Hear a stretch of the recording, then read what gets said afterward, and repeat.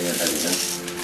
Tingin ko, wala ko imposible sa kanya. Ano ginagawa nyo? Matatapos din. Saan buksan? Ang alin? Ang regalo. Paano naman si BJ? Namin. Ang kanyang mga tuloy na magulang. Kay Jade, ang regalo niya ay... Pag kami ako lang din. Ay, hindi ka Ano yan? sasabihin kay Luisa. At matutuwa yun. Dahil walang tulong kay DJ.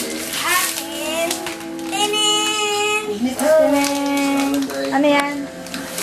Ito, ito siya. Tapos, ito yung hikaw niya. Ito yung gloves.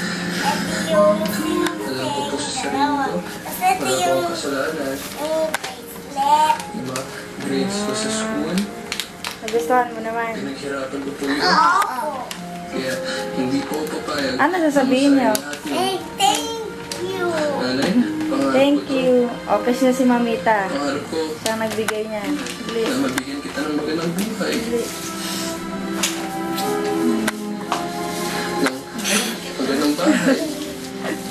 Kayo po ni lolo ko.